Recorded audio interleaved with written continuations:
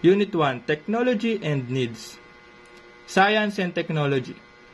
Technology may be defined in many ways, but for simplicity's sake, in relation to this subject, it is the use of scientific knowledge to give an easier solution to problems within the society or specific individual. Ito daw yung bagay na ginamitan ng scientific knowledge para makatulong mas mapadali ang mga gawain ng isang individual. Invention and innovation. Invention, ito yung mga bagong bagay na wala pa noon. Innovation, ito naman yung mga invention na mas pinaganda. Technopreneurship. This bringing of technology to the market is also known as technology transfer or commercialization. The value of technology is extracted only when people use it and benefited from it. Commercialization is usually profit-making, but on a bit of contrary, this transfer of technology to end users isn't always for making money. That is why value does not always meant to be economic. What are customer pain points? A pain point is a specific problem that prospective customers of your business are experiencing. Ito daw yung mga kahinaan ng business mo. Pain points versus solutions. In the sketch, a marketer will hear someone saying that they need a bandage. So the marketer will present them with a bandage. A great bandage. A bandage that stays on well, but doesn't hurt when it's peeled up. A bandage that keeps out infection. A bandage with Olap from Frozen on giving the wound a nice warm hug. But the bandage was just solution, not the pain point. The actual pain point is that the person wants to stop their leg from bleeding. Understanding that as the pain point, the marketing of the solution becomes very difficult. The solution could still be a bandage, but it would be one that tightly pulls together the wound to stop the bleeding. It would be a bandage that sticks to skin even if the skin is wet with sweat. The new solution could also be medical glue that will stop the bleeding immediately. The key is that the solution should address the customer's true pain point. The marketing shouldn't be about the product. It should be about the alleviation of the pain point. Innovation comes from understanding true pain points.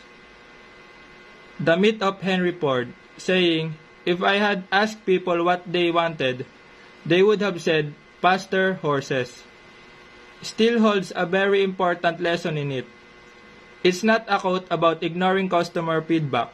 It's about getting to the root of the pain customers have. In this quote, the pain point has nothing to do with the horses of cars. The pain point is that the people want to get from one place to another quickly and efficiently. But people see the only solution to that being faster horses. So, identify pain points. Customer experience pain in many ways, but oftentimes they don't know how to tell you what that pain truly is. So they ask for a solution. One way to get customer pain point is to ask open-ended question and follow up. So dito po sa pag-identify po ng pain points ng ating customer po is kailangan po natin na magtanong po sa kanila, magtanong-tanong po kung ano po talaga yung problema nila, kung ano po talaga yung kailangan nila. And pag nagsagot po sila sa atin, kailangan po natin follow up ng question. Next po is, so dito po for example po is classic example from Diodori Libit on the sketch. So yan po yung sketch.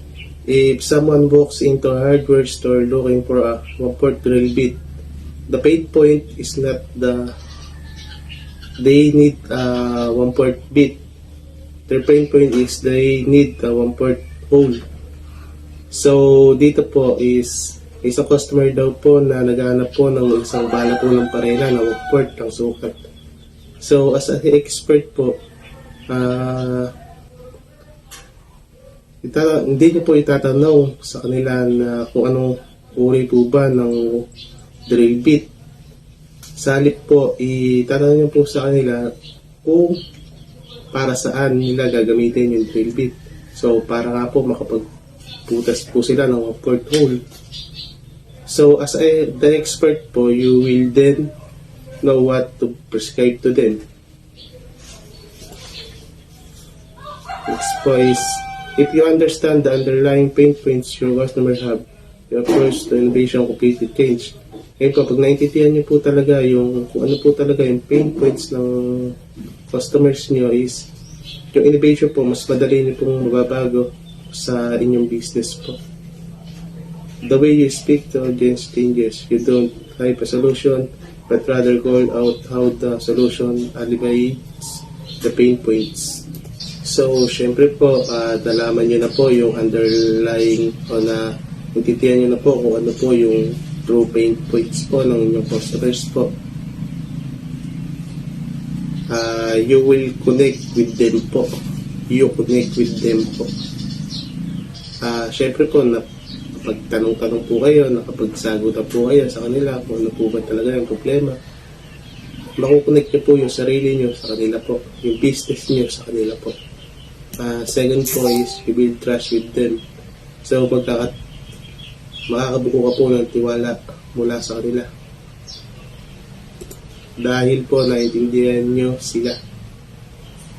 So, kung titiwala po sa inyo yung mga customers po, dahil inintindi nyo po talaga kung ano yung true pain points nila, kung ano po talaga yung kailangan nila, kung ano po yung problema nila na sinusunod nyo po.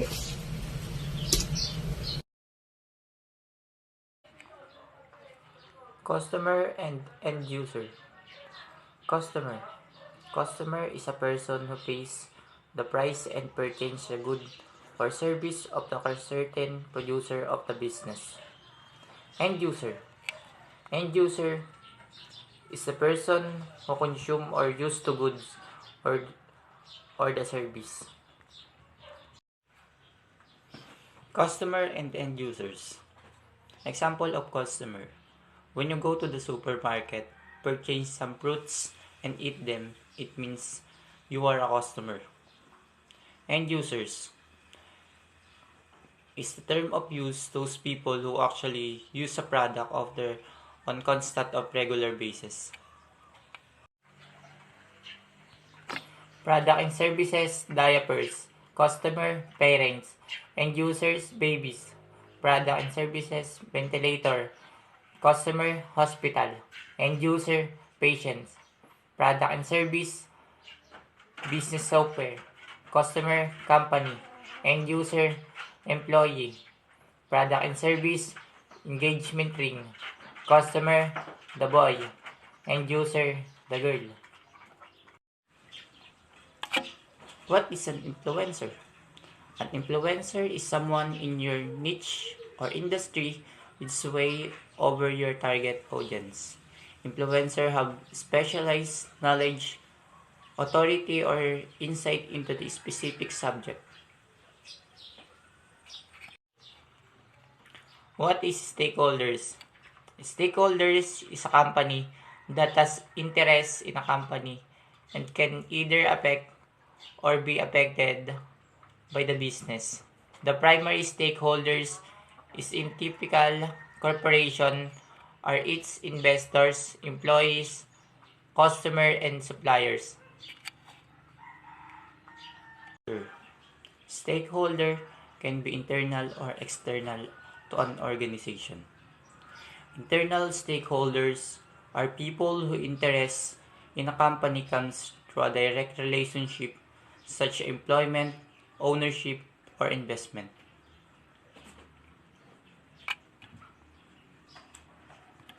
Internal stakeholders are those who do not directly work with the company but are affected somewhat by the action and outcome of the business. Suppliers, creditors, and public all considered external stakeholders. Types of customer segments: mass market, niche, segmented, diversified, multi-sided. Mass market. Example of mass market: Mass market retailers include big box stores such as Target, Sam's Club, and Best Buy, as well as brands like Levi's and Gap, and retailer like Amazon, supermarket, drugstore, mass merchandise, and warehouse chain are all considered mass market retailer. Niche market. A niche market is a segment of larger market that you can define to its unique needs, preference, or identity. For example, vegan face wash is a niche market in the face wash market. No matter what market you look at, you can almost always find these further and create a series of niche markets. Segmented. Segmented market is one in which you have multiple different groups of customers with different set of needs and problems. In this case, you will provide the same product or service with slightly different value proposition to meet the varying customer needs. Dito sa segmented is may different groups of customers ka na bibigyan mo sila ng parehas na product pero may pagkakaiba sa value proposition nila depende sa kailangan nila. Diversified market is similar to a segmented except that utilizes entirely different sets of value propositions to cater to unrelated customer segments rather than just slightly altering the product. A business that decides to take a diversified approach to customer segmentation will select a wide range of customers groups with very different needs. Ang mga example nitong diversified is yung cloud computing. Yung cloud computing is yung delivery ng different service through the internet. Ito yung nag-include dito yung tools and applications like data storage, servers, database, networking, and software. Multi-sided platforms or multi-sided markets. A multi-sided market consists of mutually dependent customer segments. Example, Grab helps people to get a ride easily and also help those car owner finds an extra income. Ayun nga yung business na Grab na nakakatulong sa mga tao na makabiyahe ng mas mabilis at nakakatulong din ito sa mga may-ari ng sasakyan na magkaroon ng other income gamit yung kanilang mga sasakyan. Market segments. What is market segmentation? Market segmentation is the process of dividing target customers segments into smaller, more precise cluster. It is used to categorize customer segments and audiences into groups that share similar characteristics. There's 4 types of market segments. Ano nga ba yung mga yon? Demographic segmentation, psychographic segmentation, behavioral segmentation, geographic segmentation. Ang una, demographic segmentation. This is one of the most popular and commonly used types of market segmentation. It refers to statistical data about a group of people. A target audience is divided based on qualities such as age, gender, annual income, source of income, occupation, education, ethnicity. Psychographic segmentation. Psychographic segmentation categorizes audience and customers by factors that relate to their personalities and characteristics. Example, personality, values, attitudes, interests, lifestyle, motivations, and priorities. Behavioral segmentation. Behavioral segmentation focuses on how the customer acts on products. It requires you to know about your customer's action. These activities may relate to how a customer interacts with your brand or to other activities that happen away from your brand. Examples are purchasing habits, spending habits, user status, brand interactions. Unit 3. A value proposition. A value proposition is a simple statement that summarizes why a customer will choose a product or service to communicate the clearest benefit the customer is receiving by giving or the business. Yung value proposition ay isang simpleng statement na nagsasummarize kung bakit yung customer mo mas pinipili yung produkto mo o yung serbisyo mo. At mas maliwanag yung benepisyo na natatanggap ng customer na binibigay niya sa business. Value proposition can be presented as a business or marketing statement that a company uses to summarize why customer should buy a product or service. Sabi pa sa itong value proposition daw ay nagre-represent na ang isang kumpanya o marketing na ginagamit o sinasummarize kung bakit yung customer binibili yung produkto mo at mas pinaan yung service. Sabi pa sa value proposition, your business value proposition is arguably the most important element of your overall marketing messaging. A value proposition tells prospect why they should do business with you rather than your competitors and make the benefits of your product or service crystal clear. Yung kalagahan daw ng value proposition is napakalaga nito sa marketing messaging. Yung value proposition ay nasabi rin dito na kailangan yung produkto mo is mas makakon yung benepisyo or yung service na mas madadaig mo yung ibang kumpanya. Meron pa dito sa value proposition is definition in line term. The value proposition pertains to the benefits that customers will get upon buying a product as promised by the company window. For the customers, see clearly that a certain brands would offer an advantage over other competitors. Ito yung kalagahan ng value proposition ay tumutukoy sa mga benepisyo na makukuha ng mga customers sa pagbili ng isang produkto bilang pangako na isang kumpanya na isang payag nagsisilbing ilang tatak na maaring mag-alok at mas mapakinabang ito kaysa sa iba mong kakompetensya. Like yun nga sabi, para ito sa mga customer na kailangan nakakuha sila sa advertisement. Tapos meron pa dito yung historical background.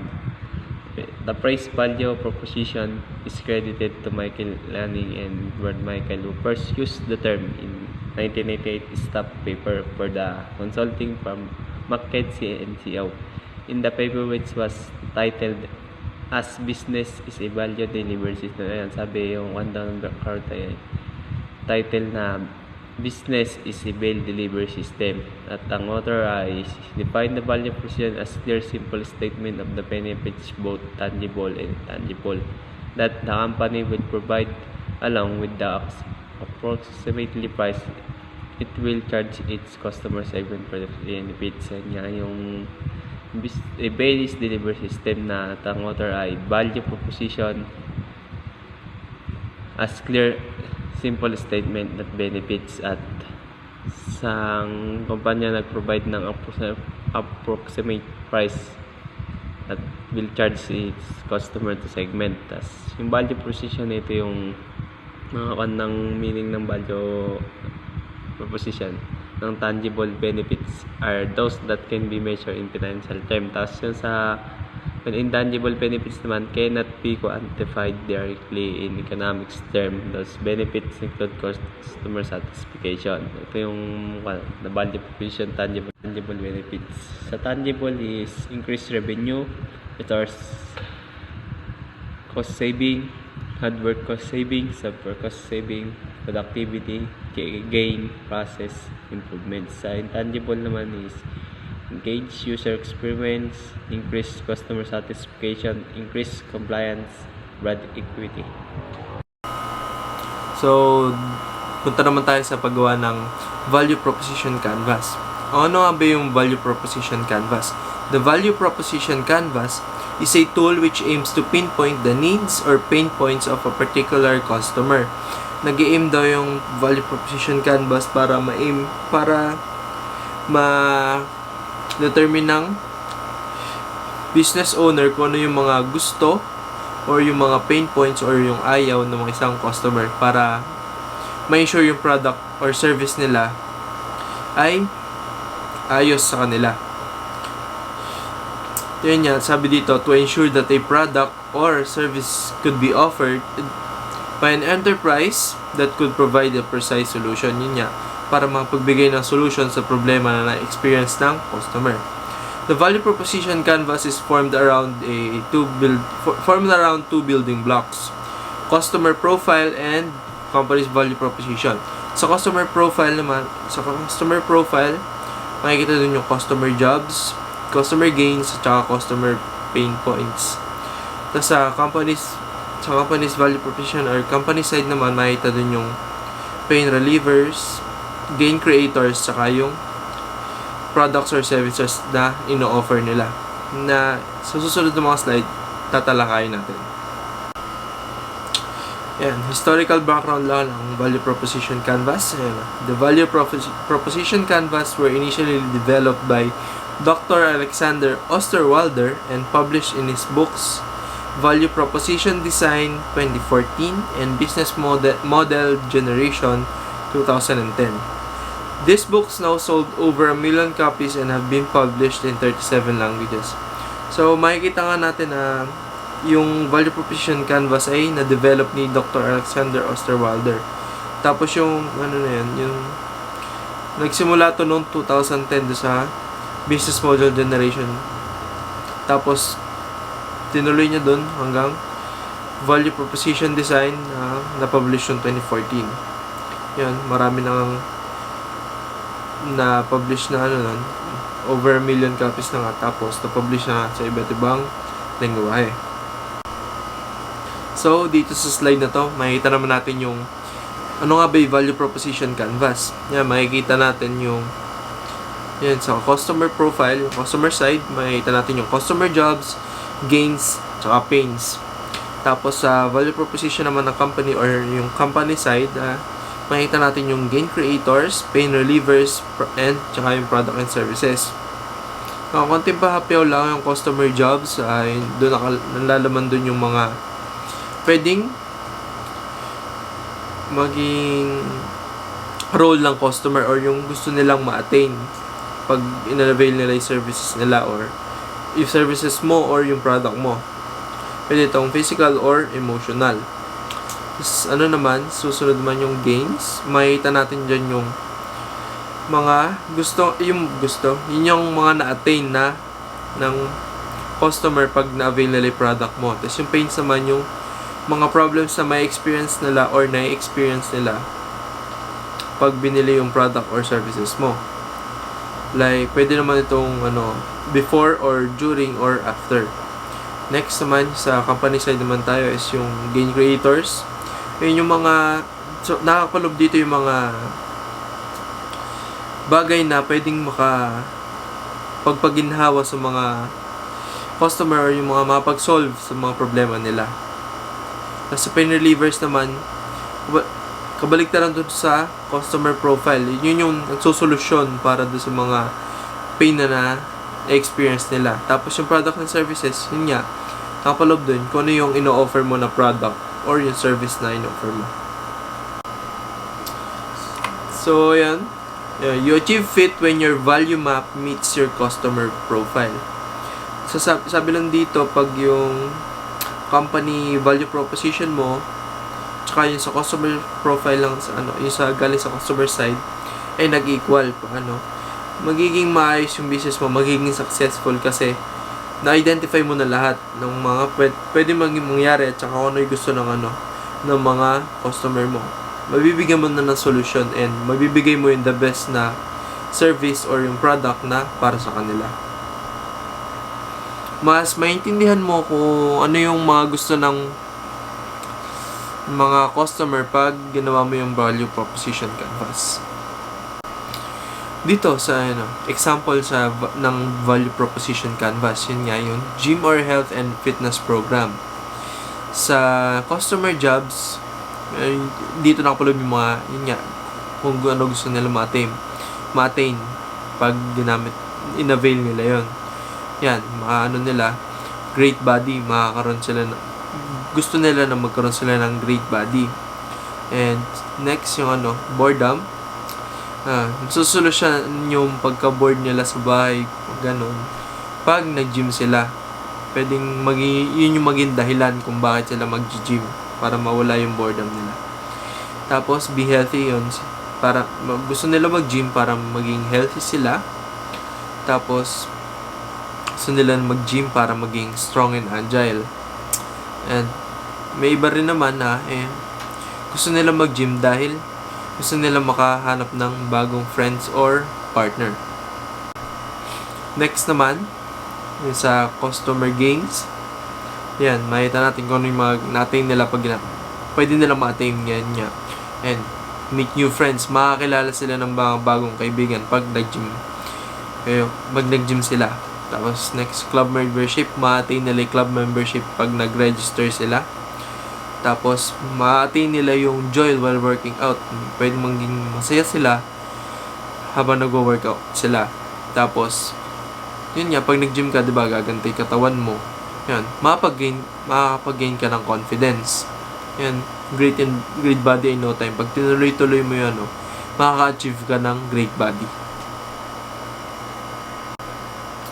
Yan, sa customer pains naman, yun nga, pwedeng maging problema sa business mo kapag kulang ng facilities, yung hiraman na lahat, yung hindi na magkasya lahat ng equipment sa dami ng tao na gumagamit.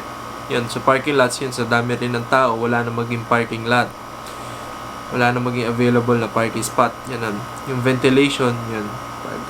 Pag walang ventilation na yun, amoy pawis, maasim sa loob, gano'n. Yan, unpleasing staff. Pwedeng mangyari pag kunyari, masungit yung staff, gano'n. Pero din sa iba, hindi sila nagaganda, nagagwapuhan. Tapos, unaffordable, yan. Pag masyadong mahal yung ino-offer ng gym mo, pwedeng maging problema sa paging ayaw ng mga customer nun. Yan, not getting results pag di effective yung program na pinapatupad nyo dun sa may gym nyo. Hindi nila nakukuha yung gusto nila maging resulta na yung great body nga, ganun. Yan, boring place yung hindi sila nag-i-enjoy pag nag-gym sila, pag ganun. Dahil pangit yung place or boring lang talaga yung place mo, ganun. Yan, dahil nga yung siksikan yun, crowded yun. Siksikan masyado, kaya ayaw rin nila. Yan, nagiging customer pains yun. Lipat naman tayo sa company value proposition. Lipat tayo sa gain creators.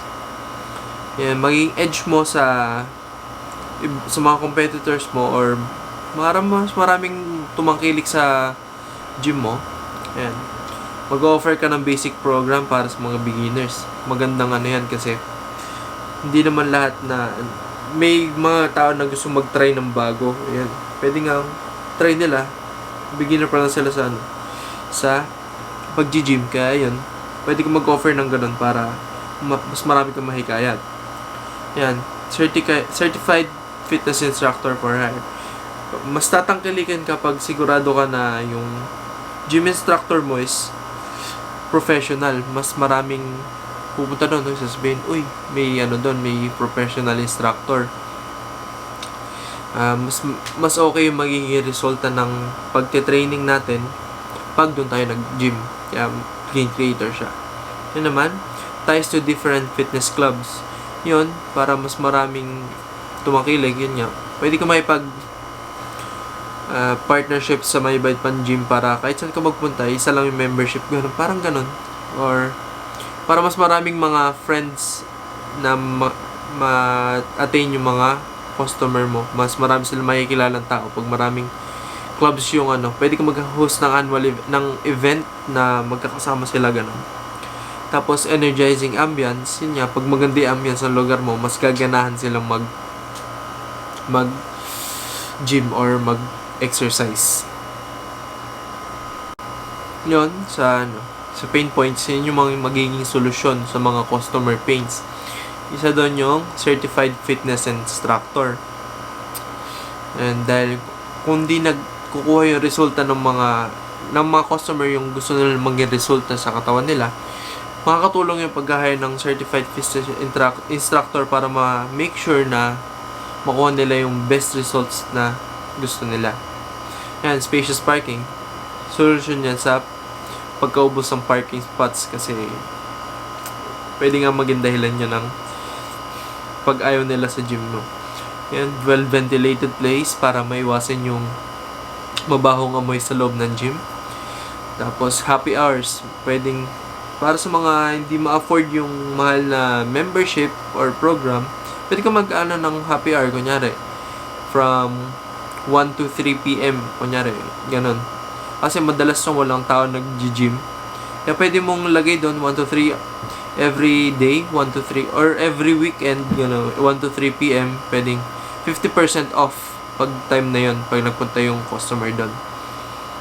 Tapos, pleasing staff, yun, pag mababait yung staff, syempre, mas gusto nila yung ganun. Hindi sila mabuburyot, hindi sila maiinis. Tapos, complete amenities, yun. Complete amenities para hindi na sila nag-aagawan sa mga equipment. Tulad na, kunyari, naghihiraman sa weights, ganun, or nag-aagawan sa may machine, kunyari, treadmill, ganun. Hindi na sila maghihintay na matagal para makagamit ng equipment na yun. And lastly, sa customer side sa company side is yung product and services ino-offer. Ano nga product and offer na ino-offer? Yun nga yung sa fitness program, health and fitness center, tsaka gym. May offer dun yung services na pwedeng sa gym, tulad ng strength training, ganun, or para sa mga gustong pumayat sa weight training, ganun. Pag gusto naman lumakas yung resistensya, yung cardiovascular training or cardio training, ganun. So, yun, tapos na tayo sa value proposition canvas. Yun. Ano nga ba yung mga benefits ng pagko-construct ng value proposition canvas? The benefits of constructing value proposition canvas is to have better customer understanding, focus and product development direction, and messaging improvements. Yan, sa pag-construct mo ng value proposition, paggagawa mo ng value proposition, mas maiintindihan mo kung ano ba yung mga gusto at ayaw ng mga customer mo. Then, makapag-focus ka sa mga pwede mong pa idagdag na products, makapag-develop ka ng pwede mong pa idagdag sa service mo na inline doon sa may business mo. Tapos, messaging improvements, makapag-improve ka. Mai-improve mo yung mga problema ganun sa business mo. So, kunyari, sa gym nga, mas mai-improve mo kung ano yung mga naging problema na na-experience ng mga customer. So, yun lang. Thank you so much sa pakikinig sa report. Thank